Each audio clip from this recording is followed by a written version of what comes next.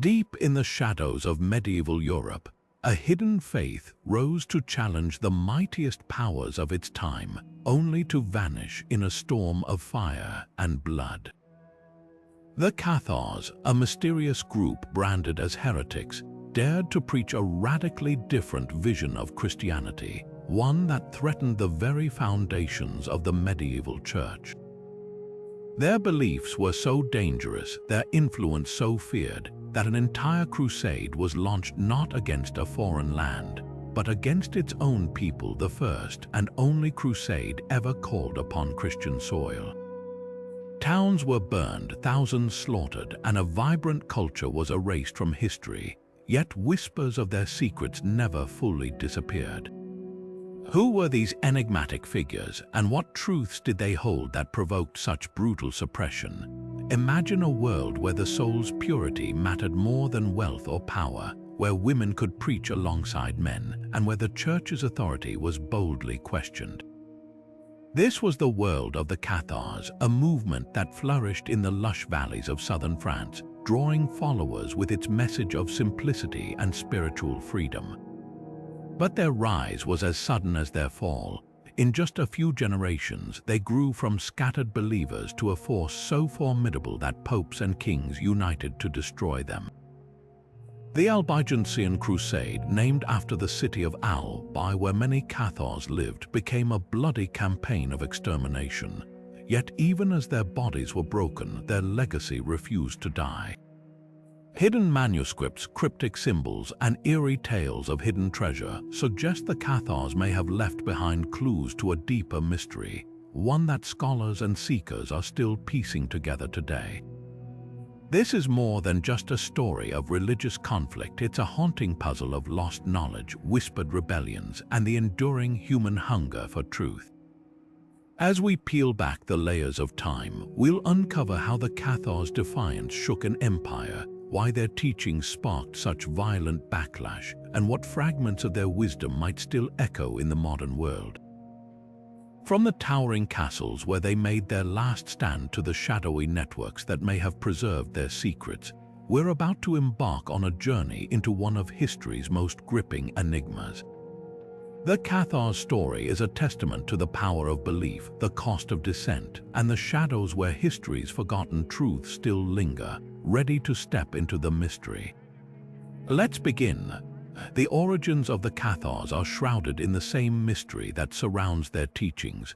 While they emerged most prominently in the sun-drenched hills of Languedoc during the 12th century, their roots stretch far beyond France.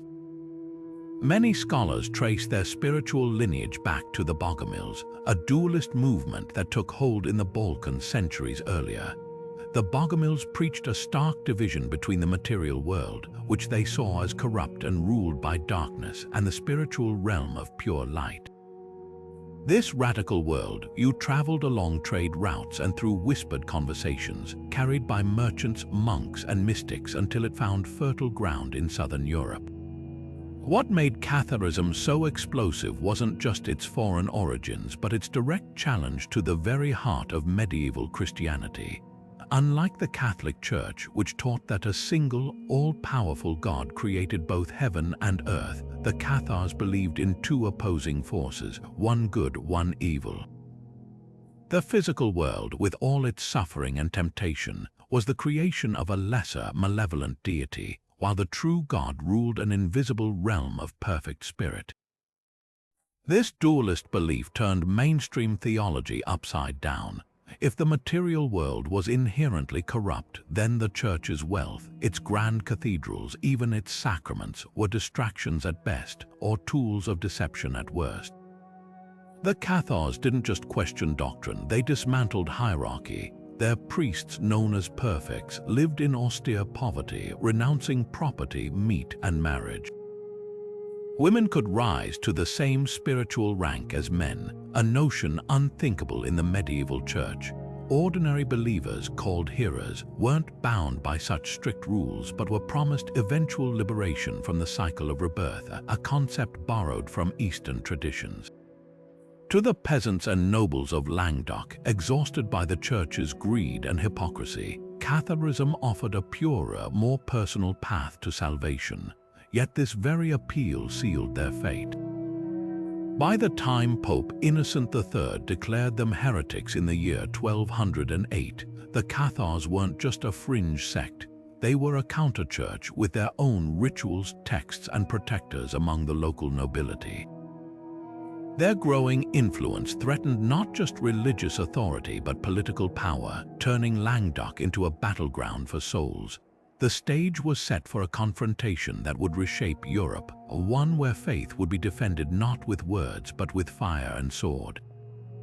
At the heart of Cathar belief lay a radical duality that set them apart from every other Christian movement of their time. They saw existence as a battleground between two eternal forces: the God of light, who ruled the invisible spiritual realm, and the God of darkness, who crafted the physical world as a prison for souls. This wasn't just philosophical speculation, it shaped every aspect of their lives. Unlike mainstream Christianity, which celebrated creation as God's gift, Cathars viewed the material world with suspicion. To them, mountains, rivers, even human bodies were not sacred but traps designed to keep souls chained to suffering and sin. Their most shocking rejection was of the Old Testament. While Catholics and Jews saw Yahweh as the one true God, Cathars identified him as the lesser, evil deity, the arrogant creator who boasted, "I am God and there is no other." They pointed to the violence, jealousy, and contradictions in Scripture as proof this couldn't be the same loving spirit revealed by Christ. Jesus, in their eyes, wasn't a flesh and blood savior but a divine messenger who only appeared human, sent to teach souls how to escape the material illusion. His crucifixion, a symbolic act, not a physical sacrifice, this outright denial of Christ's bodily resurrection made them heretics in the eyes of Rome. The path to liberation required extreme discipline. Those who committed fully, the perfects, underwent a ritual called the consolamentum, a baptism not of water but of spirit. From that moment, they vowed never to eat meat, own property, or engage in sex, believing these acts perpetuated the cycle of souls trapped in matter. Even lying or swearing oaths was forbidden, as it bound one deeper to the corrupt world. Their asceticism wasn't just personal piety, it was rebellion. In a society where the church grew fat on tithes and land, Cathar perfects wandered barefoot, mending their own robes and surviving on alms. When local nobles gave them bread, they'd break it into equal portions, refusing privileges that might feed their egos. Yet this radical purity came with a paradox. Most followers weren't perfects but hearers, ordinary people who lived relatively normal lives, postponing their consolamentum until death approached. Medieval chroniclers sneered at this as hypocrisy, but modern scholars see pragmatism. By allowing a spectrum of commitment, Catharism became accessible. A farmer could till his field, a merchant could trade, yet still find meaning in the promise that one day, through many lifetimes, their soul might awaken. What truly terrified the church wasn't just these beliefs but their consequences. If matter was evil, then sacraments like communion, where bread supposedly became Christ's flesh, were grotesque parodies. If the cross was just wood shaped by the evil God's world, venerating it was idolatry. The entire medieval order, from the priesthood's authority to the sanctity of marriage, crumbled under Cathar logic. No wonder their opponents spread lurid tales of secret orgies and devil worship. Only by painting them as monsters could the church justify what came next. The flames that consumed perfects by the thousands weren't just punishment, they were a desperate attempt to burn away an idea that, if left unchecked, might have rewritten history itself. The consolamentum was more than a sacrament to the Cathars, it was a complete rebirth. Unlike the Catholic baptism that cleansed infants of original sin, this ritual marked the moment a believer became one of the perfect, shedding the illusions of the material world forever. The ceremony was disarmingly simple yet profound. A group of perfects would gather around the candidate, laying hands on them while reciting prayers. No water, no oil, just the weight of their collective faith transforming an ordinary person into a spiritual guide. once received, the consolamentum couldn't be repeated. If a perfect later broke their vows by eating meat, lying, or even touching another person with desire, their fall was irreversible. This absolute commitment terrified the medieval church. Here was a faith where ordinary weavers or farmers could attain a holiness that rivaled bishops without need for cathedrals or gold. Every detail of their daily lives reflected this rejection of the material world. Cathar perfects refused to eat meat, eggs, or dairy, seeing these foods as products of cohabitation, symbols of the flesh's corruption. Even milk was forbidden, as it came from an animal entangled in the cycle of reproduction. Their meals were humble: bread, vegetables, water. When offered fish, some would accept it, arguing that fish spawned without physical union, making them pure creatures. This vegetarianism wasn't just dietary. It was a revolt against the medieval economy where the church grew rich collecting tithes of livestock and grain. While priests feasted, perfects starved themselves to spiritual freedom. Marriage, too, was seen as a trap. The Cathars didn't just discourage it, they called it prostitution, a shackle that bound souls to the evil god's world through offspring. To them, the church's blessing of matrimony was a trick, ensuring fresh generations of prisoners for the material realm. Yet their rejection of oaths cut even deeper. In feudal Europe, loyalty oaths were the glue holding society together. Vassals swore to lords, knights to kings, everyone to the church. By refusing to swear on anything, even the Bible, Cathars undermined the entire social order. A lord might tolerate heretical beliefs, but a vassal who wouldn't pledge allegiance, that was anarchy. Their rituals inverted medieval norms in ways both subtle and shocking. Catholic confession required a priest's absolution, but Cathars believed only personal repentance mattered. While the church sold indulgences to shorten time in purgatory, perfects taught that souls needed no intermediary, just relentless self-purification. Even their deaths defied expectation. Many perfects facing execution walked into the flames chanting psalms, embracing cremation as a final liberation from the body's prison.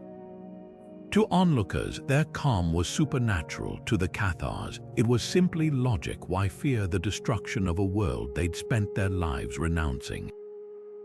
These practices weren't just quirks of a fringe sect. They were a direct assault on the medieval worldview where hierarchy and ritual reinforced power. The Cathars didn't just live differently, they proved another way was possible, and that, more than any heresy, was what made them impossible to tolerate. The Cathar community thrived on a delicate balance between spiritual aspiration and earthly survival, divided into two distinct yet interdependent groups, the Perfecti and the Believers. The Perfecti stood as living symbols of Catharism's highest ideals, men and women who had undergone the consolamentum and committed to lives of radical purity. Clad in simple black robes, they wandered the countryside like ascetic teachers, their very existence a rebuke to the opulence of medieval clergy. Unlike Catholic priests who demanded tithes and obedience, the Perfecti owned nothing. They relied entirely on the generosity of believers for food and shelter, mending their own garments and refusing even the comfort of a fixed home. Yet this apparent vulnerability masked their immense authority. To Cathars, the Perfecti weren't just holy, they were already halfway to the realm of pure spirit, their bodies mere vessels soon to be discarded. Believers, by contrast, lived ordinary lives. Farmers, artisans, even nobles who supported the Perfecti while deferring their own spiritual initiation. They weren't bound by the same strict vows, yet their role was no less vital. A believer might host Perfecti in their home, secretly guiding them between safe houses under cover of darkness. They provided alms, often at great personal risk, knowing that feeding a Perfecti was akin to nourishing divine light itself. Many postponed their consolamentum until deathbed moments, believing one final act of purity could redeem a lifetime of compromise. This two-tiered system wasn't hypocrisy but pragmatism, a way for Catharism to flourish in a world hostile to its ideals. What made this hierarchy so revolutionary was its fluidity. Women could rise to become Perfecti, a radical notion in an era when Catholic women were barred from priesthood. Some, like the famed Esclarmonde of Foix, became legendary leaders, debating bishops and sheltering fugitive Perfecti in her castle. The status of Perfecti wasn't inherited or bought. It was earned through devotion, breaking feudal Europe's rigid class barriers. Even a humble basket weaver, if they embraced the consolamentum, could hold spiritual authority over a count or merchant.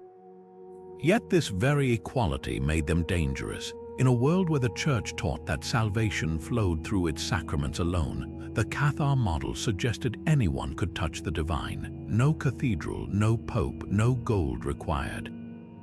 When a Perfecti laid hands on a dying believer, granting the consolamentum in a rush of whispered prayers, it wasn't just a ritual.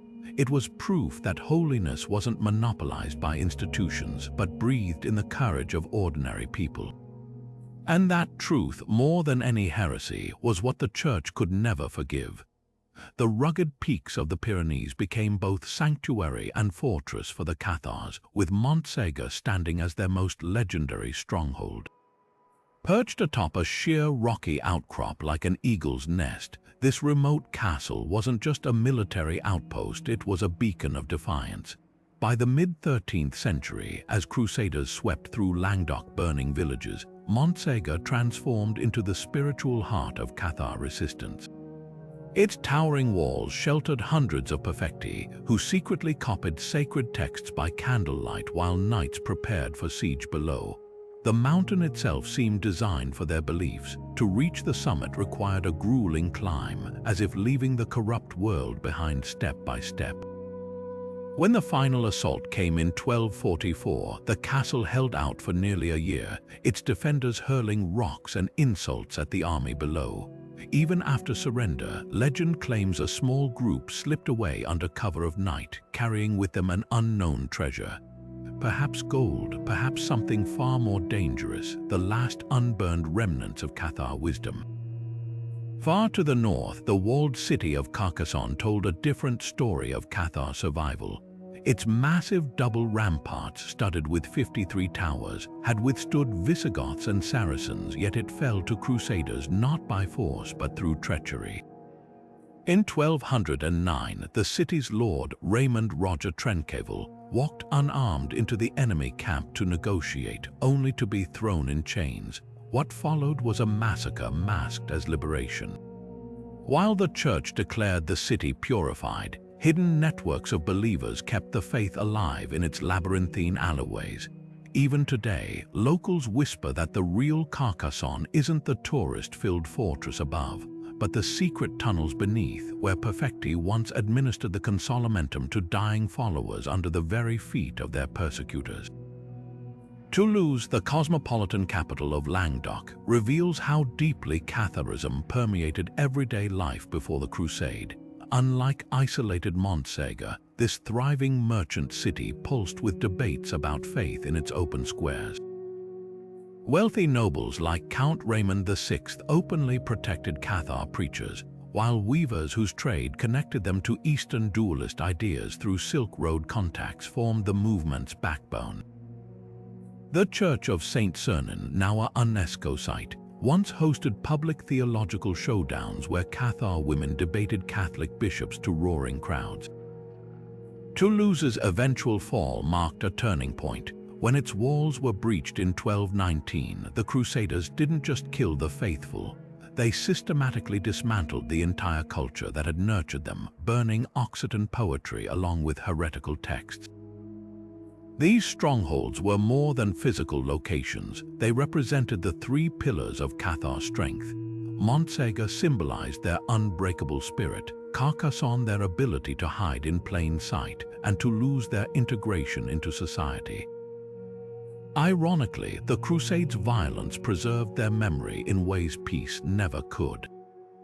Every stone of these sites still whispers the same question: how did a movement with no central leadership, no written doctrine, and no army manage to shake Europe so profoundly that its eradication became an existential crusade?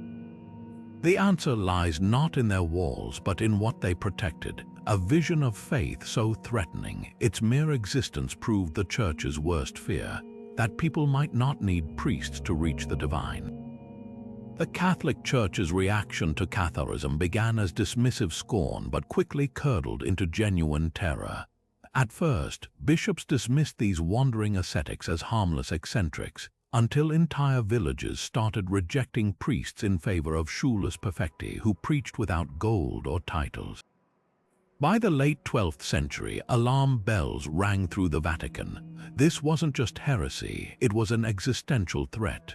Unlike previous reform movements that sought to purify the Church from within, Cathars rejected its very foundations. Their dualist teachings clawed at the roots of sacramental authority, rendering baptisms meaningless and turning the crucifix into a symbol of oppression. When local nobles in Languedoc started protecting Cathar preachers, Rome realized the danger had metastasized beyond theology. It was becoming political revolution. Pope Innocent III, a brilliant and ruthless reformer, initially tried diplomacy. He sent missionaries like Dominic Guzman, later Saint Dominic, to debate the Perfecti in public squares, but these encounters backfired spectacularly. Cathar women, educated in scripture, outmatched clerics in theological disputes, drawing roaring crowds. Then came the final straw. In 1208, the Pope's own legate, Pierre de Castelnau, was assassinated near Toulouse, likely by a knight sympathetic to the heretics. Innocent needed no further proof. Declaring the Cathars worse than Saracens, he unleashed forces that would scar Europe for generations, the Albigensian Crusade. The horror began at Béziers in July 1209. A Crusader army, hungry for loot and salvation, surrounded this thriving city where Catholics and Cathars lived side by side. When defenders refused to hand over their heretic neighbors, the papal legate Arnaud Amaury uttered his infamous command, "Kill them all, God will know his own." What followed wasn't battle but slaughter. Chronicles describe 7,000 butchered in the Church of Mary Magdalene alone, blood sluicing through gutters as the city burned. The message was clear: tolerating heresy made one complicit. Leading this holy war was Simon de Montfort, a minor French noble turned crusading zealot. His tactics redefined medieval warfare. Where knights traditionally spared wealthy foes for ransom, de Montfort burned them alive: nobles, women, even children. At Bram, he gouged out eyes and cut off noses of captives, leaving one man single-eyed to lead the mutilated procession. Each atrocity served dual purposes: crushing resistance and seeding psychological terror. By 1214, his campaigns had turned Languedoc's verdant valleys into charnel houses. Yet the more violently Rome pressed, the more the Cathars hardened into martyrs. Perfects walked singing into bonfires, while survivors vanished into mountain caves or fled to secret networks in Italy. What began as a religious purge soon revealed its true face: a land grab. Northern French barons, hungry for Languedoc's rich vineyards and trade routes, used heresy as pretext for conquest. When de Montfort finally captured Toulouse after years of siege, he didn't just execute Cathars. He dismantled the entire Occitan culture that bred them, burning troubadour songs alongside heretical texts. The Church had gambled that terror could erase an idea, but flames, as the Cathars knew well, have a way of scattering sparks where no one expects them. The Siege of Carcassonne in 1209 wasn't just a battle, it was the moment the Albigensian Crusade shifted from holy war to outright extermination. For centuries, this jewel of Languedoc had stood unbreakable behind its double walls, a cosmopolitan hub where troubadours sang and Cathars debated theology openly. But when the Crusader army arrived that August, the air thick with the stench of Béziers' smoldering ruins just weeks earlier, the city's fate was already written in blood and fire. Raymond Roger Trencavel, the young viscount who ruled Carcassonne, faced an impossible choice. Though Catholic himself, he'd refused to persecute his Cathar subjects, earning the Pope's wrath. Now, with 30,000 crusaders camped outside, he had barely 500 knights to defend a swollen population of refugees. The wells ran dry under the summer sun, and the stench of packed humanity turned the stone streets rancid. Yet when Simon de Montfort offered terms surrender the heretics and spare the city, Tréncéval refused. What happened next would become a dark legend. Accounts differ on whether Tréncéval walked into the Crusader camp voluntarily or was lured by a false promise of parley, but the result was the same. The 24-year-old lord found himself in chains, his armor stripped away as de Montfort declared himself the new ruler of Carcassonne. Unlike Béziers, there was no mass slaughter, just a chilling precision. The Crusaders herded hundreds of Cathar perfects and their protectors into the city's central square. Some were burned alive in makeshift pyres, others were marched away to dungeons where they'd slowly starve.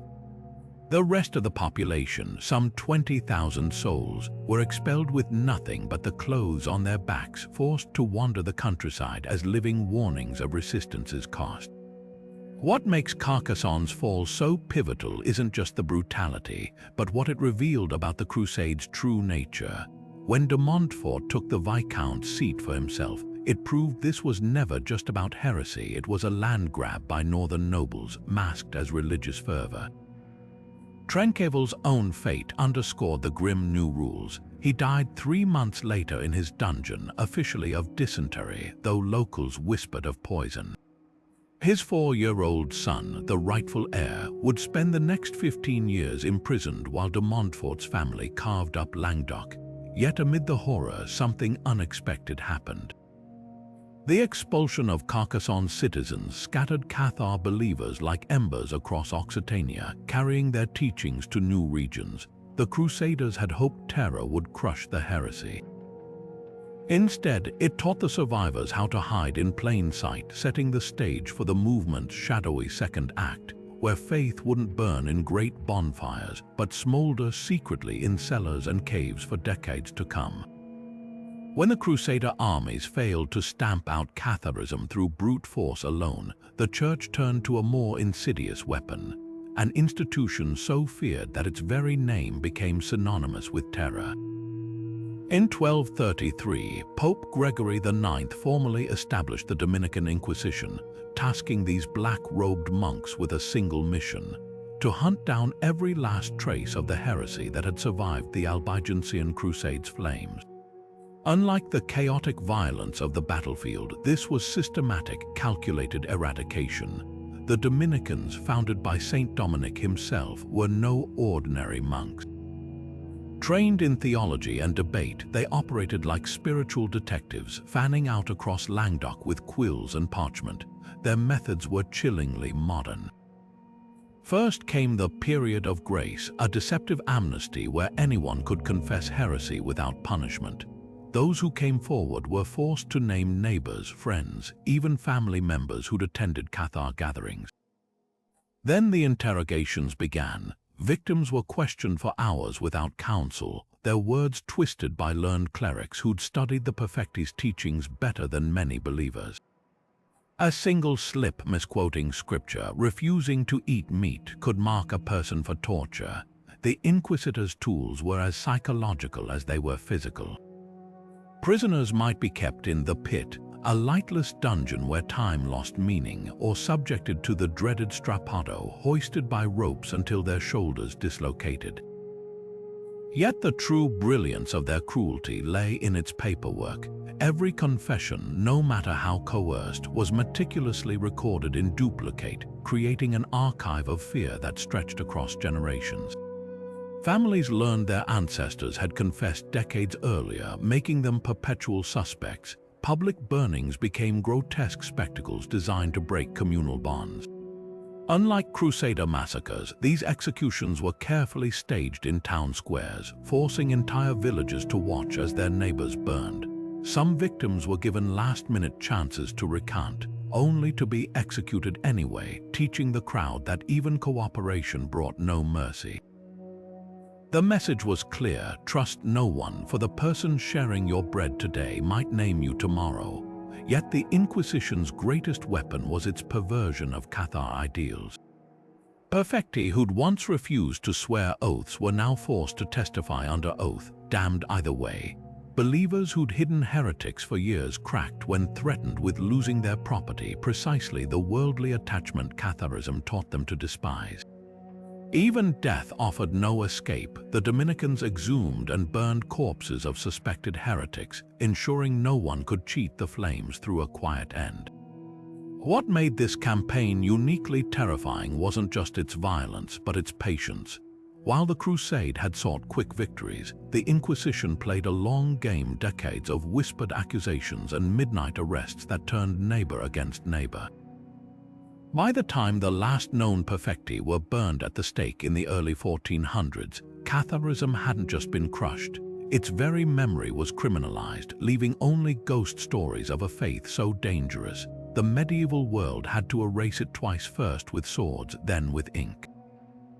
The mountain fortress of Montségur stood as the last unbroken symbol of Cathar defiance, its jagged silhouette looming over the Pyrenees like a clenched fist raised against the heavens. By 1243, this remote stronghold had become the final refuge for hundreds of Perfecti and their beleaguered protectors, men and women who had watched their world crumble village by village over 4 decades of crusade. Unlike the sprawling castles of the lowlands, Montségur wasn't built for comfort or courtly life. Its narrow peak, accessible only by a treacherous goat path, served a singular purpose: to hold fast against oblivion.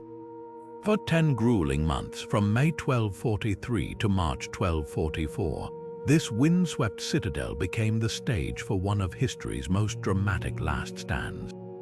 The Crusader siege was relentless. 10,000 troops encircled the base of the mountain, their camps choking the valleys with smoke.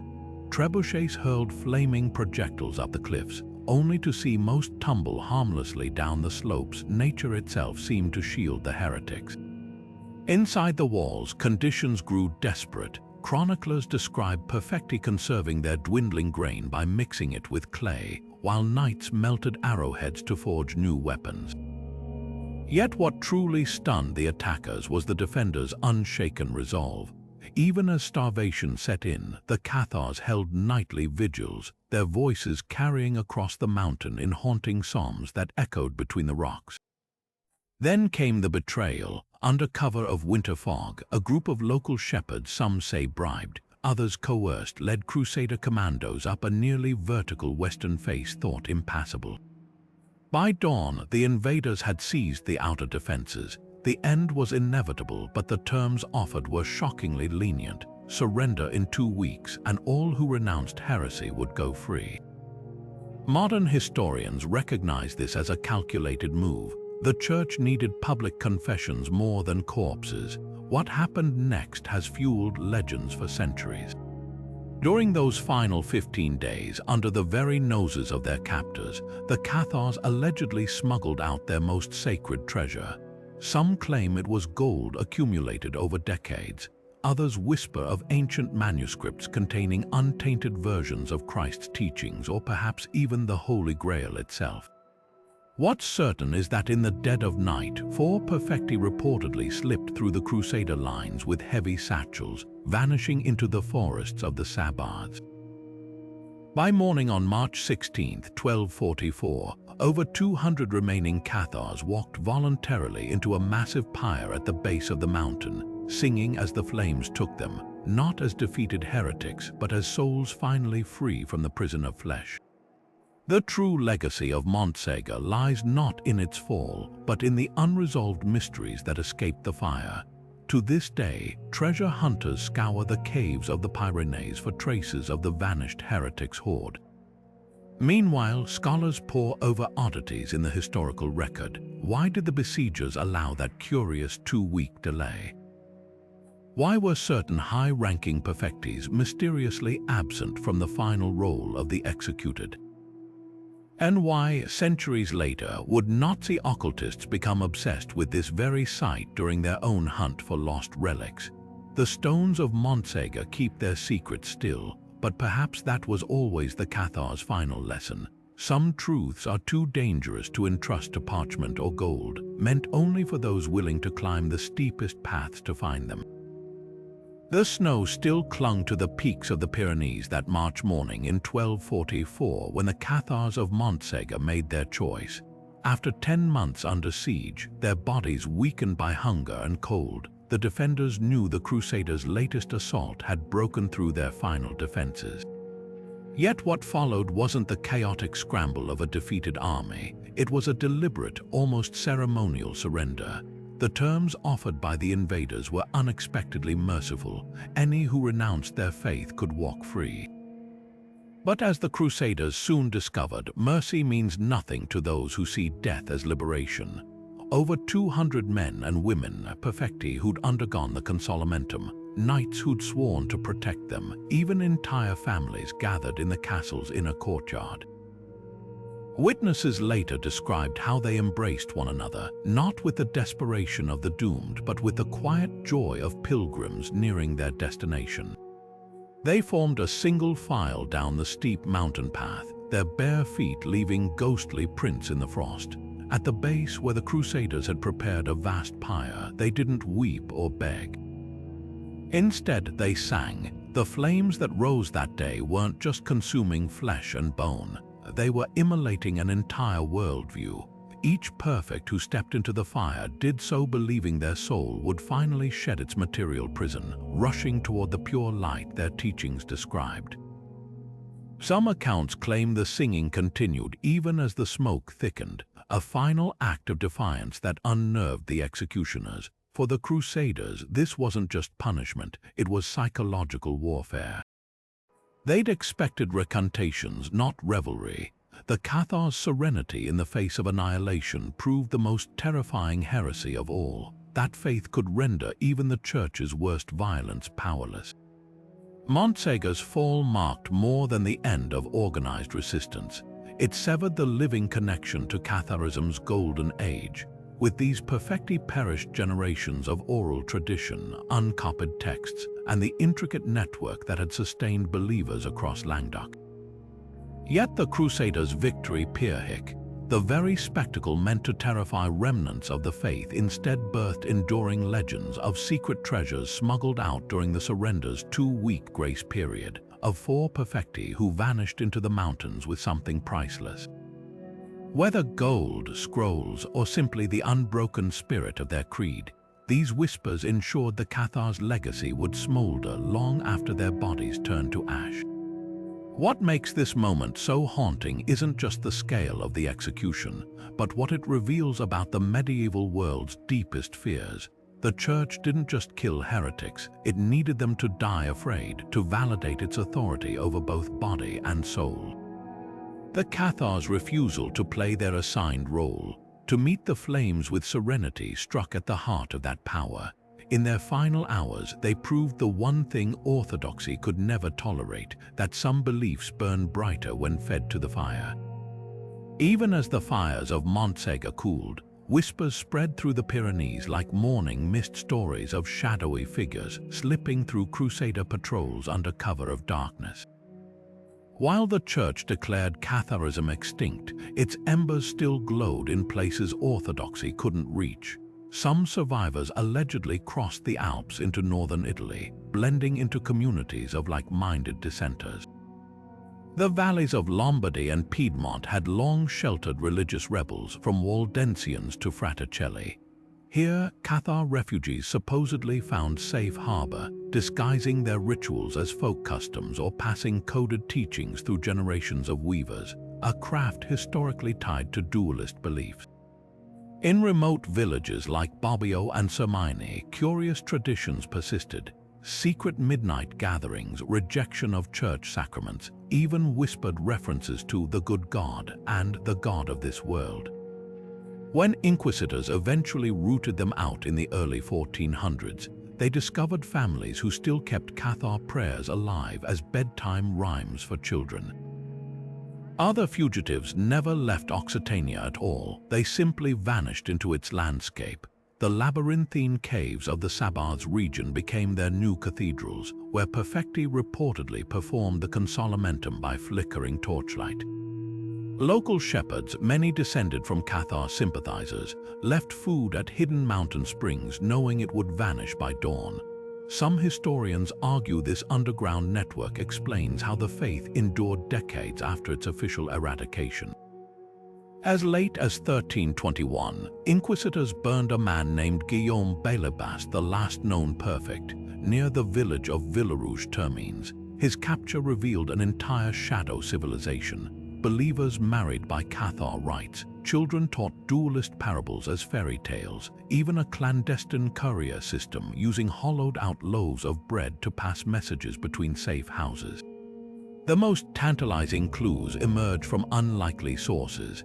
Medieval notarial records from Toulouse show sudden spikes in property transfers to distant relatives during crackdowns, possible fronts for Cathar assets. A troubadour song from the 1330s contains veiled references to white doves, a code name for Perfecti fleeing the hunter's arrows. Even church art tells a story. In the tiny village of Montségur, a fresco of Saint Michael weighing souls was altered to show the archangel's scales unbalanced, a subtle nod to the Cathar belief that all souls were equally worthy of salvation. These fragments suggest not just survival but adaptation. What makes these networks so extraordinary isn't just their secrecy, but their resilience.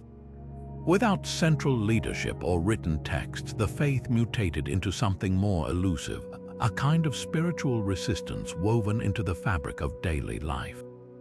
When a mother taught her daughter to distrust priests or a farmer refused to swear oaths in court, they weren't just remembering Catharism.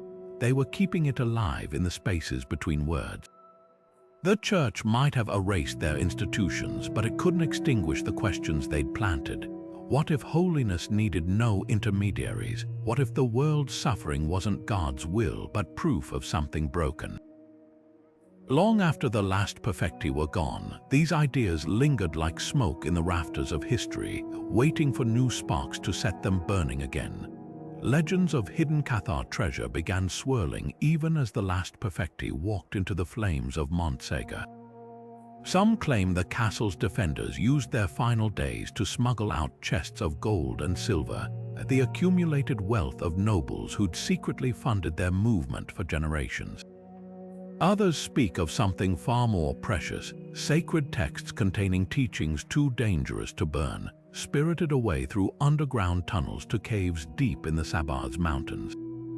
But the most enduring myth points to an object of unimaginable power, the Holy Grail itself. Where did these stories originate? The timeline traces back to that mysterious 2-week grace period before Montségur's surrender. According to a surviving Crusader chronicle, 4 figures were seen descending the mountain's western cliffs under cover of darkness, their bodies bent under heavy burdens. Local shepherds spoke of strangers paying exorbitant sums for silence, while troubadour songs from the era cryptically reference 4 who carried light into shadow. Over centuries, these fragments grew into elaborate theories. Some historians suggest the treasure wasn't a single object but a trove of Gnostic Gospels, alternative Christian texts that aligned eerily with Cathar beliefs about the illusory nature of the material world. If true, their survival would have threatened the Church's monopoly on spiritual truth. Then there's the Grail connection. In medieval lore, the Grail wasn't just Christ's cup but a vessel of divine revelation, a concept mirroring the Cathar quest for gnosis or direct spiritual knowledge. The Pyrenees region teems with Grail legends, many centered on mysterious white monks, possibly Perfecti, guarding a sacred relic. Intriguingly, the Cathars rejected the Catholic Eucharist, believing Christ's presence couldn't be contained in physical bread. What if their treasure was the opposite, not a chalice holding his blood, but proof the material world itself was the illusion? 20th century mystics like Otto Rahn, the Nazi archaeologist obsessed with Montségur, added fuel to the fire. He speculated the Cathars possessed the Spear of Destiny or even the Ark of the Covenant artifacts Hitler believed could turn the tide of war. Modern treasure hunters still comb the ruins of Château d'Orsay and the caves of Ornolac, armed with ground-penetrating radar and medieval tax records showing sudden land purchases by shadowy brotherhoods after the Crusade. Yet the most compelling evidence might lie hidden in plain sight. The villages around Montségur preserve odd traditions like the annual Festival of the Carriers, where locals reenact a secretive nighttime procession. In Rennes-le-Château, just miles from Cathar heartlands, a 19th century priest allegedly discovered parchments beneath his altar that made him inexplicably wealthy, another thread in this tangled web. Whether gold, manuscripts, or transcendent truth, the real treasure may be the persistence of these mysteries, whispering that not all of the Cathar's light was extinguished. Some truths, it seems, refuse to stay buried. The connection between the Cathars and the Holy Grail isn't just a footnote in history, it's a labyrinth of myth, obsession, and ideological warfare that stretches from medieval pyres to 20th century Nazi bunkers.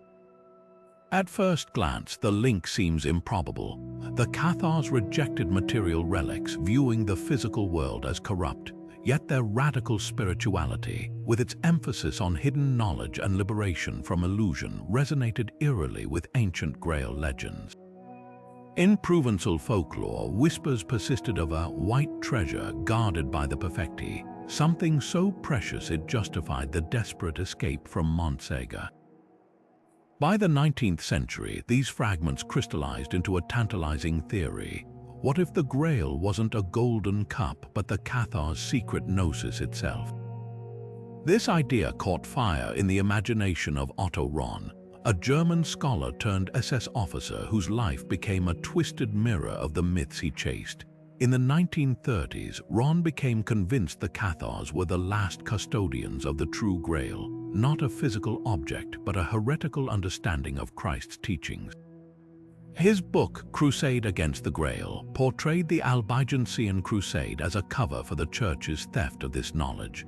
To Rahn, the Perfecti's consolamentum ritual echoed Grail lore's purification themes, while their martyrdom mirrored the wounded Fisher King's suffering. Hitler's inner circle, steeped in occult nationalism, devoured these connections. Suddenly, a medieval heresy became central to Nazi mythology, proof of an Aryan Christianity untainted by Jewish influence. Himmler personally funded Rahn's expeditions to Montségur, where SS teams excavated caves and tunnels searching for evidence. Their real quarry wasn't treasure, but validation, a spiritual pedigree to justify the Third Reich's racial fantasies. When Rahn's theories grew too esoteric even for the Nazis, he mysteriously died in the Alps, another casualty of the Grail's lethal allure. Yet the distortion of Cathar history didn't end with the war. Modern conspiracy theories still recycle Rahn's claims, tying the Grail to everything from Templar gold to alien visitations. Beneath the sensationalism lies a profound irony. The Cathars, who shunned all material attachments, became forever chained to the ultimate material obsession, the hunt for a sacred object. Perhaps the real treasure was what they left unspoken. That enlightenment requires no relic, only the courage to see beyond the illusions of power. Their legacy warns us how easily spiritual yearning can be weaponized, turning seekers into pawns in someone else's dark crusade. The echoes of Cathar thought didn't vanish with the last Perfecti. They rippled through history, resurfacing in movements that would reshape Europe's spiritual landscape. Take the Waldensians, humble preachers who emerged in the late 12th century, just as Catharism faced its darkest hour. Like the Perfecti, they rejected church wealth, preached in local languages rather than Latin, and allowed women to teach scripture. While they distanced themselves from dualism, their insistence on poverty and direct access to scripture mirrored Cathar critiques of clerical corruption. When the Inquisition turned its attention to them, interrogators often struggled to distinguish between the two groups, a testament to how deeply Cathar ideals had permeated dissident circles. Centuries later, the flames of reform burned brighter with the Hussites of Bohemia. Jan Hus, their martyred leader, never cited Cathars directly. Their memory had been too thoroughly erased, yet the parallels are striking. Both movements denied the Pope's authority, Both distributed communion in both kinds, bread and wine, to laity, and both faced crusades launched by Rome. The Hussite battle cry, "Truth prevails," could have been lifted from a Cathar sermon. Their radical Taborite faction even embraced pacifism and communal living, recalling the Perfecti's rejection of property and oaths. What the Hussites proved was that the questions first asked in Languedoc, who controls spiritual truth, and must salvation flow through priests, couldn't be extinguished by fire. By the time Luther nailed his 95 Theses to Wittenberg's door in 1517, Catharism's direct influence had faded into legend, yet Protestant reformers unknowingly revived its spirit. Luther's sola scriptura doctrine echoed the Cathar insistence on personal interpretation over papal decree. Calvin's teachings on predestination carried faint whispers of the Perfecti's belief in an elect destined for liberation. Even the Anabaptists, with their rejection of infant baptism and secular power, seemed to channel the same radical separatism that once thrived in Montségur's shadow. But perhaps the most poignant legacy lies in what these movements shared: persecution. Like the Cathars, the Waldensians were hunted into Alpine valleys, the Hussites burned as heretics, the early Protestants executed as traitors. Each time the Church mistook violence for victory, only to see the same ideas re-emerge, adapted to new times. The Cathars' true heresy wasn't dualism. It was the notion that faith could flourish without intermediaries, a truth too dangerous to kill. From the underground churches of medieval Languedoc to the printing presses of the Reformation, that spark refused to die. Centuries after the last Cathar Perfecti perished in medieval flames, their spirit is experiencing an unexpected rebirth, not in the remote caves of the Pyrenees, but in the digital age. Across social media platforms and quiet spiritual circles, a new wave of seekers has embraced what they call neo-Catharism, reimagining the ancient heresy for an era obsessed with mindfulness and esoteric wisdom. Unlike historical reconstructionist movements, these modern adherents don't simply replicate 13th century rituals. They blend scraps of surviving Cathar theology with elements of Gnosticism, eco-spirituality, and even quantum physics, creating a patchwork faith that resonates with contemporary disillusionment toward institutional religion. One striking example is the online Community of the Light, a decentralized network with members from Barcelona to Brooklyn. Their interpretation strips away the medieval context while preserving core dualist principles, a distinction between the material world's illusions and a higher spiritual reality. Instead of renouncing meat and marriage, modern followers focus on detachment from toxic systems, whether that means rejecting consumerism, questioning political dogmas, or practicing digital minimalism. Their version of the Consolamentum might involve a weekend retreat combining meditation, vegan fasting, and discussions on freeing consciousness from what they call the algorithm's false god. Then there's the more controversial Temple of the Grail movement in southern France, which leans into the Cathars' mythological connections. Led by a charismatic former historian, they've transformed Rennes-le-Château, already a hotspot for conspiracy theorists, into a pilgrimage site. Here, visitors participate in candlelit rituals inspired by Cathar prayers, though scholars point out these bear little resemblance to authentic medieval practices. The temple's most radical claim, that the true Cathar legacy isn't about rejecting the world but seeing through its deceptions. A message they argue is painfully relevant in an age of deepfakes and AI-generated realities. Of course, these revival movements face steep challenges. Without original texts or an unbroken lineage, much of neo-Catharism relies on creative interpretation. Critics accuse modern adherents of romanticizing history, glossing over how medieval Cathars lived in constant fear of torture rather than philosophical comfort. Yet perhaps their greatest contribution isn't historical accuracy, but keeping alive the subversive questions first asked in Languedoc's forests. What if the systems we take for granted are prisons of the mind? And what does it mean to wake up from a dream no one else admits is there? Whether as spiritual practice or poetic metaphor, the Cathar's ghost still whispers to those who feel like strangers in their own world. Beneath the windswept plateaus of the Sabar's mountains, a flashlight's beam recently flickered across something extraordinary, a narrow crevice hidden behind centuries of spiderwebs and crumbling stone. When archaeologists wriggled through, they found not just another cave, but a time capsule from the Cathar's final days. Scratched into the walls were charcoal sketches of doves and crosses, their lines hurried yet precise. Beneath them lay fragments of ceramic bowls too delicate for storage, likely used in secret consolamentum ceremonies.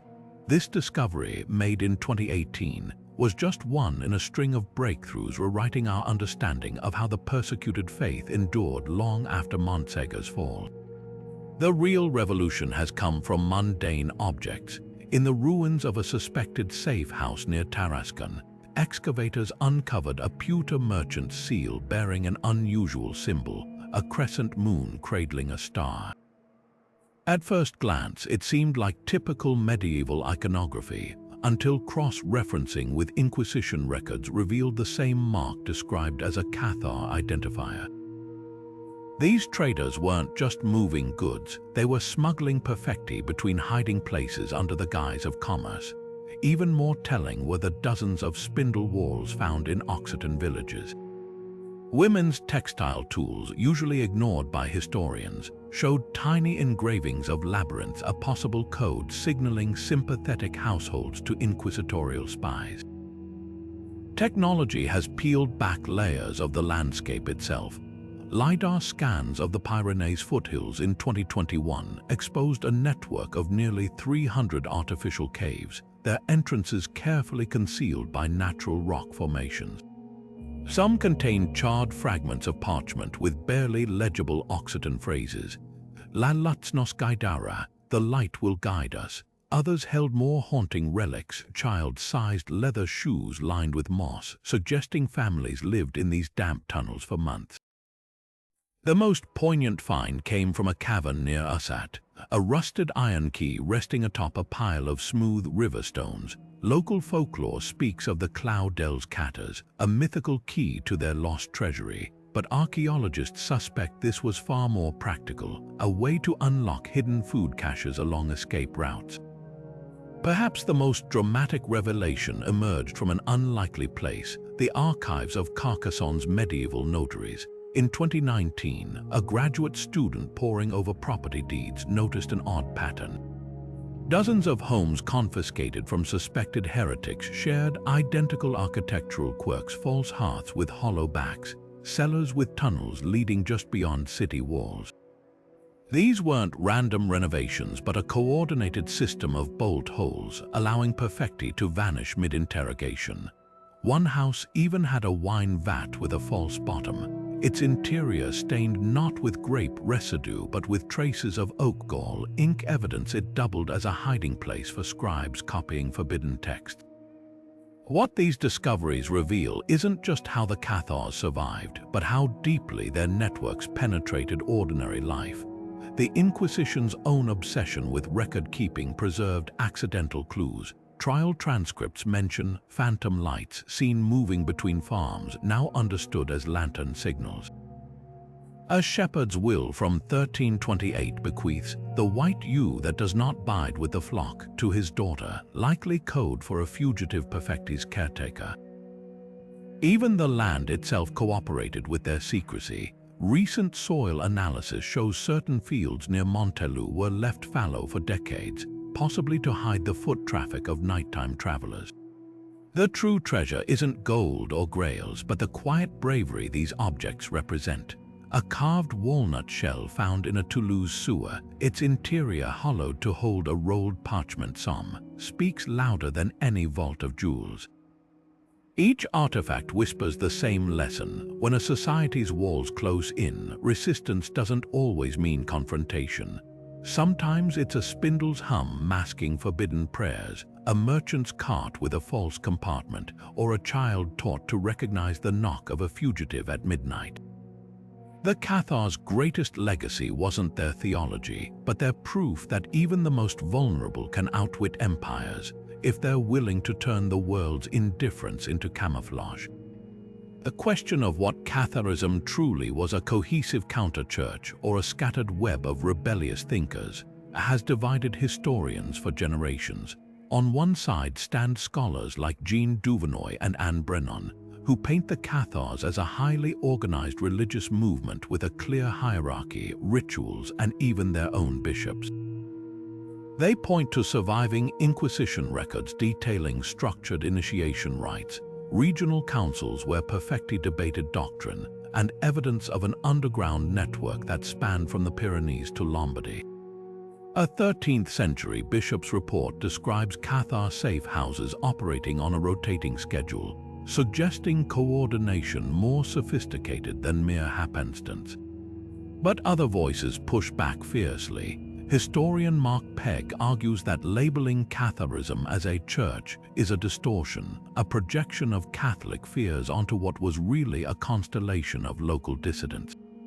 His research highlights how inquisitors relentlessly pressed suspects to describe a centralized heresy that matched their own institutional worldview. When peasants under torture spoke of good men who lived simply and criticized priests, the church reframed these fragments into a sinister, organized threat. The so-called Cathar rituals may have just been regional folk customs twisted into heresy by paranoid clerics.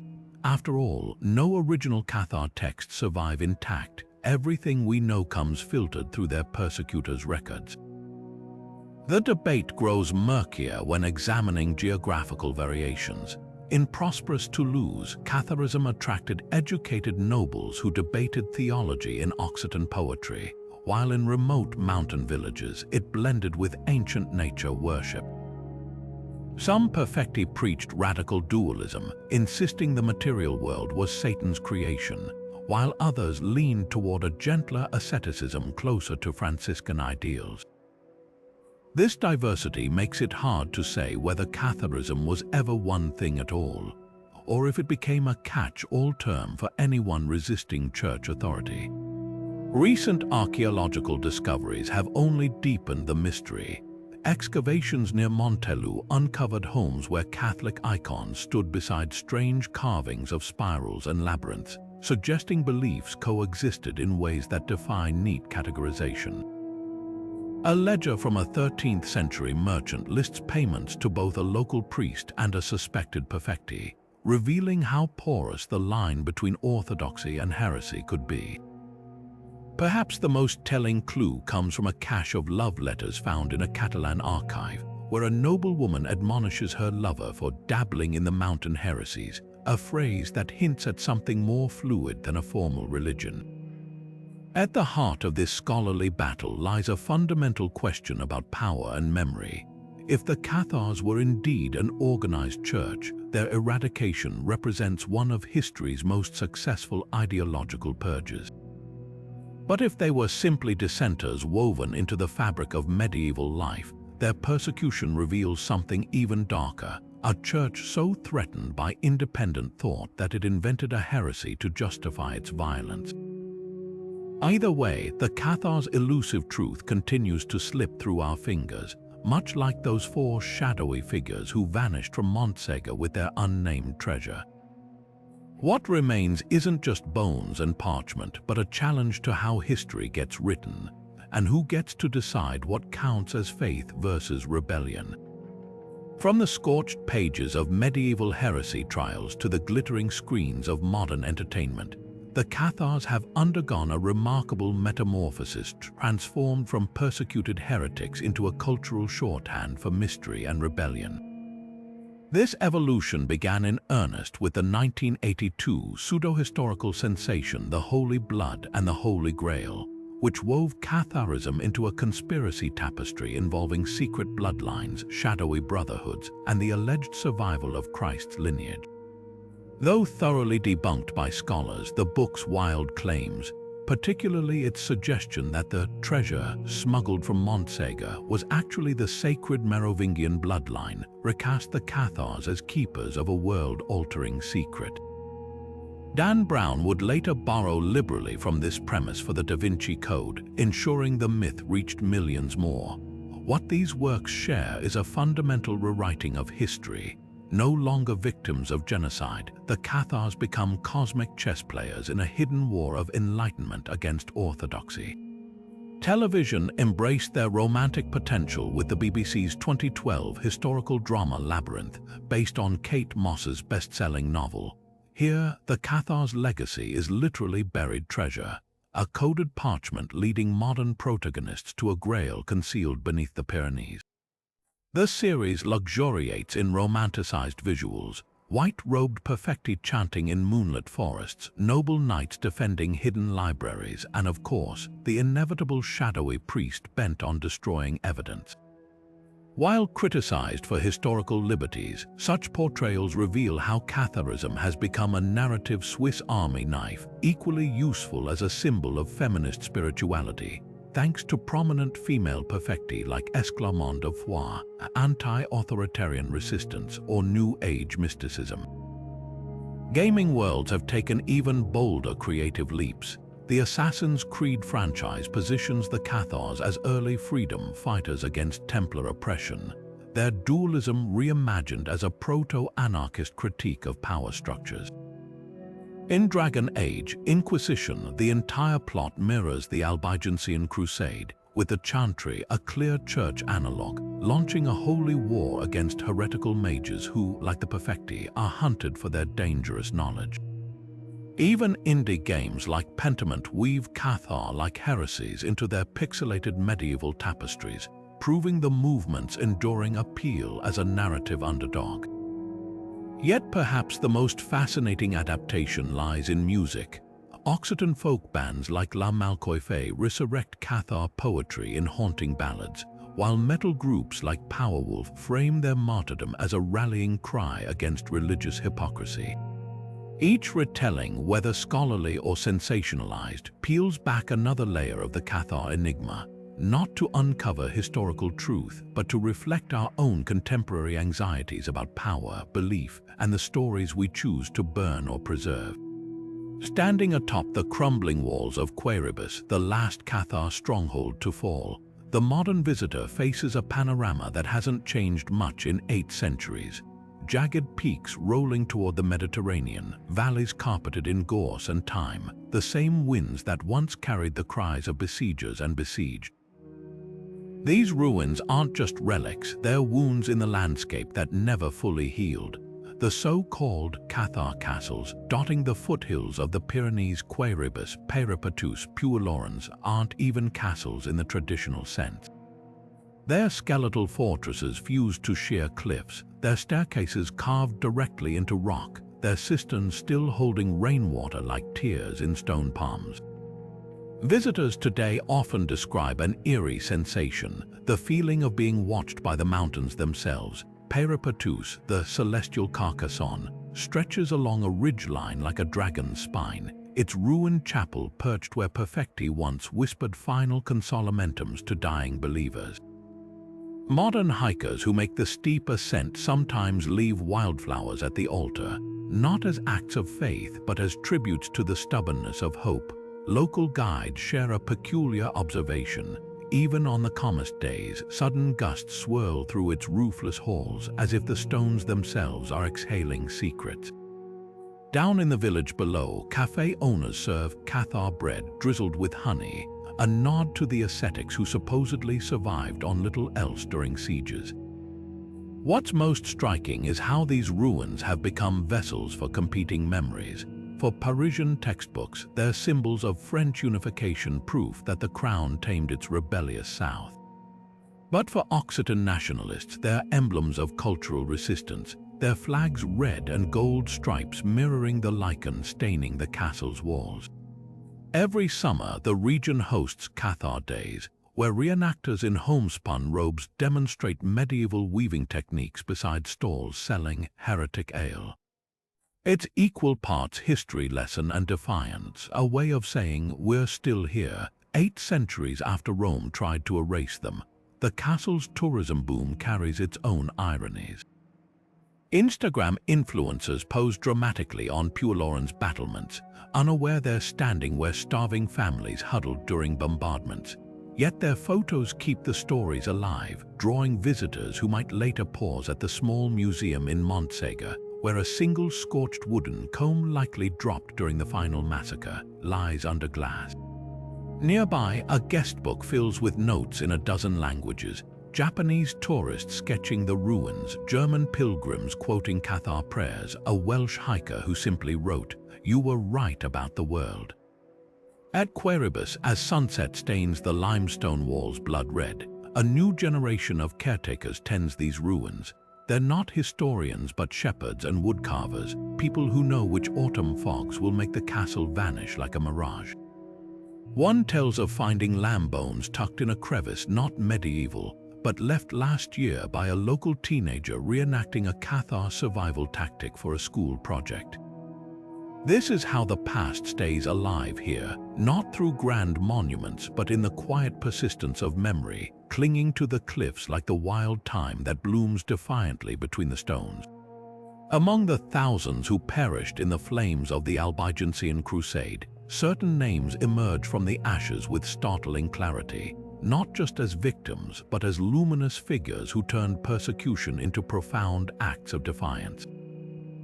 Take Gilhabert de Cathars, a Cathar bishop who walked barefoot through Languedoc long after his excommunication, debating Catholic theologians in village squares. Captured in 1226, he was offered freedom if he would reveal the locations of other Perfecti. His response became legend. "You might as well ask the river to flow backward as ask me to betray my brothers." As the pyre was lit, witnesses claimed his final words weren't screams but a recitation of the Lord's Prayer in Occitan, a deliberate jab at church authorities who insisted only Latin could channel God's grace. Then there's Esclarmonde of Foix, a noblewoman who turned her castle into a sanctuary for fleeing Perfecti. Unlike most medieval women erased from records, Esclarmonde's presence burns bright in Inquisition documents a she-devil in white robes who supposedly healed the sick with herbs and prayers. When besieged by crusaders, she didn't flee with her family but stayed to oversee the consolamentum for dozens of terrified villagers. Her fate remains unknown, fueling tales that she escaped through hidden tunnels, though a weathered stone in the Sabards Mountains bears the inscription, "Aci reposa la lut, here rests the light." The stories of ordinary believers reveal even deeper layers of quiet resistance. Arnaud Sicker, a wool carder from Montségur, was dragged before inquisitors in 1318 after neighbors reported seeing him bow to a passing Perfecti. Under torture, he confessed to giving bread to heretics but refused to name others. His testimony, preserved in meticulous Latin by his persecutors, includes an accidental moment of poetry. The bread was rough, but their smiles made it sweet as communion. Burned at the stake with 7 others, his final act was tossing his wooden shoes to the crowd, a peasant's rebuke to the church's barefoot saints. Perhaps no story encapsulates the Cathar spirit more than the singers of Minerve. In 1210, when crusaders besieged this hilltop village, they offered clemency to any who renounced their faith. Over 140 Perfecti and believers, men, women, even teenagers, chose instead to walk hand in hand into a massive pyre. An eyewitness, the Cistercian monk Pierre Desvaux de Cernay, reluctantly recorded how they sang the hymn, "Farai unvers de dreit neen." I'll sing a verse of pure nothing, as the flames took them, their voices rising until the smoke swallowed the last notes. What haunts isn't just their courage, but the song's irony, a troubadour's ode to earthly illusions, performed as they transcended those illusions forever. These martyrs left no grand monuments, only fragments, a scorched belt buckle here, a smuggled psalter there. Yet their power lies precisely in their ordinariness. Gilhabert the debater, Esclarmonde the healer, Arnaud the shoemaker, they weren't mythical heroes but flesh and blood people who, when forced to choose, held fast to a truth they couldn't prove. In their final moments, they exposed the Church's deepest fear, that the purest heresy isn't false doctrine, but lives so radiant they make dogma seem dull by comparison. 8 centuries later, their names still prick the conscience like embers carried on the wind. The shadowy allure of the Cathars has proven irresistible to conspiracy theorists, weaving their tragic history into elaborate narratives of hidden treasure, clandestine brotherhoods, and world-shaking secrets. One persistent myth ties them to the Knights Templar, those legendary warrior monks whose own dramatic downfall came just decades after Montségur's fall. Proponents of this theory point to the Templars' presence in Languedoc during the Crusade, suggesting they secretly aided the Cathars or even smuggled their treasures to safety. Some claim the famous Templar banking system was actually designed to funnel Cathar wealth into hiding, while others whisper that the Order's mysterious rituals borrowed from Cathar dualism.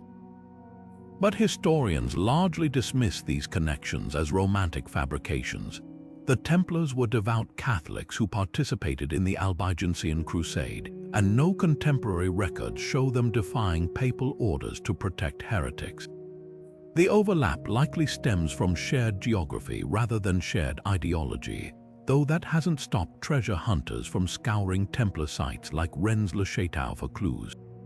Far more elaborate is the claim linking the Cathars to the Priory of Sion, a supposedly ancient secret society popularized by 20th century conspiracy books.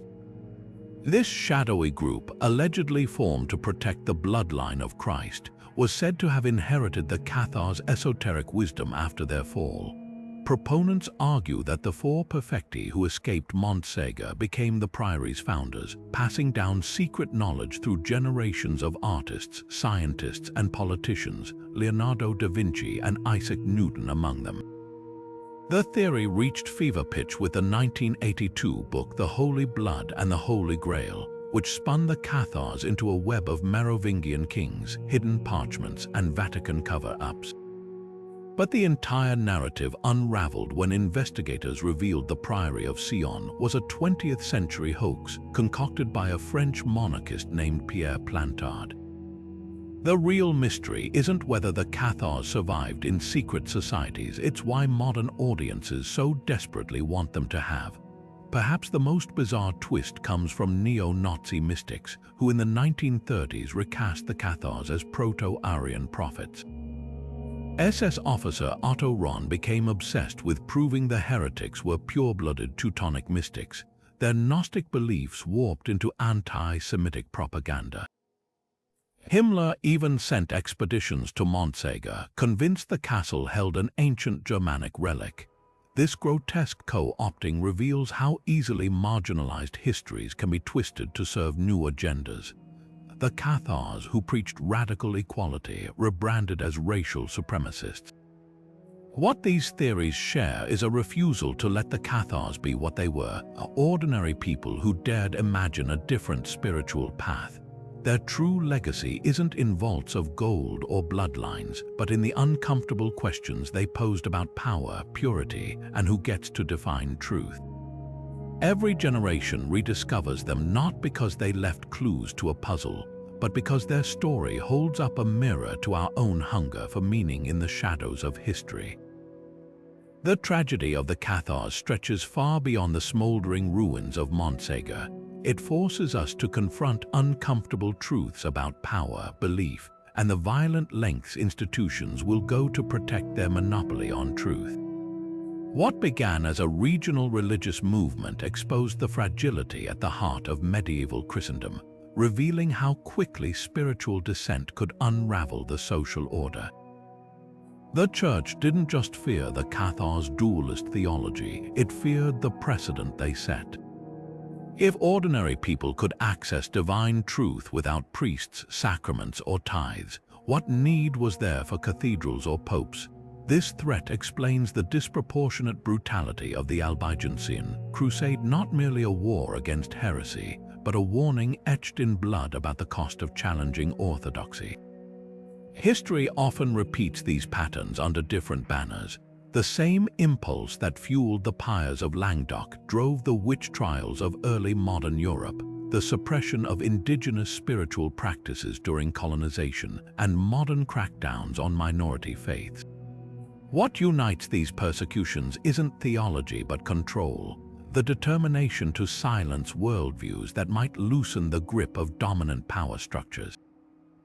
The Cathars' mistake wasn't rejecting Catholic doctrine, it was proving that alternatives could flourish. Their villages demonstrated a radical possibility, that faith could thrive without hierarchy, that women could preach, that salvation might not require intermediaries.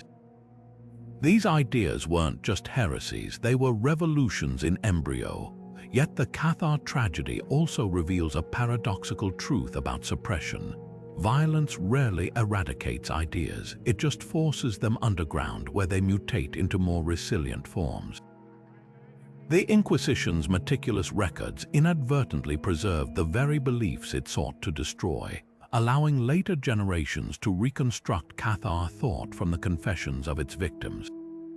Modern spiritual movements, from Quaker simplicity to New Age Gnosticism, carry faint echoes of the Perfecti's teachings, proof that suppressed ideas have a way of resurfacing when the cultural soil changes.